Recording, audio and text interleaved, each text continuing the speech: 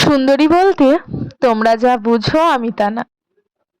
দুধে আলতা গায়ের রং নিয়ে আমি জন্মগ্রহণ করিনি। আমায় সবাই কালো মেয়ে বলেই জানে। আমার কাজল টানা দুটি চোখ নেই, ঠোঁটে ভুবন ভোলানো হাসি নেই। তথাকথিত স্লিম ফিগার বলতে যা বোঝায় আমার তাও নেই। মোটামুটি আমায় মোটা মেয়ে বললেই চলে। দেরি করে ঘুম থেকে ওঠা অথবা দুপুরে খাওয়ার পর ঠান্ডা ঘরে গা এলিয়ে বই পড়া, গান শোনা বা টিভি দেখতে দেখতে ঘুমিয়ে পড়ার মতো সৌভাগ্য নিয়েও এই পৃথিবীতে আসিনি। আমার ঘুম ভাঙে সেই সূর্য ওঠার আগে। তারপর বাড়ির সব কাজ সেরে সাত সকালেই আমি ঘর ছাড়ি কাজের তাগিদে। পুরুষদের সঙ্গে গা ঘেঁষাঘেঁষি করেই রোজ আমায় বাসে উঠতে হয়। প্রথম প্রথম বেশ অস্বস্তি লাগতো, এখন সবকিছুই সয়ে গেছে। আমার মতন অনেক মেয়েরই জীবন হয়তো এভাবেই চলে। কর্মজীবী মেয়েদের জীবন যুদ্ধ কেউ কি সত্যিই কখনো বুঝবে?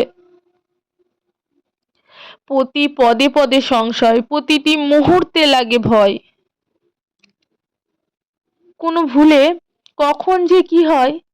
চলার পথে যেমন সুযোগ সন্ধানে পশুদের দেখি, তেমনি মানুষের মাঝে দেবতাকেও খুঁজে পেয়েছি। হঠাৎ কোনো একদিন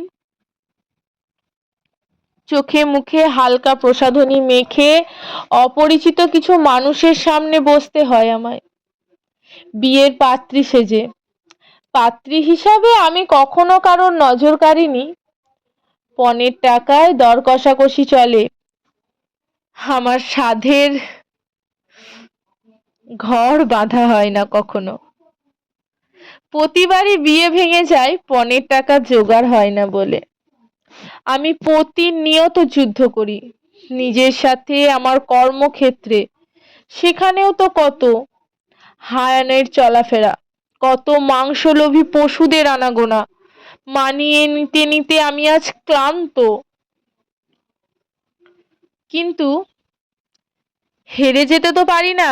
আমি যে আমার অহংকার, নারী যে আমি সব পারি, কিন্তু হারতে যে জানি না।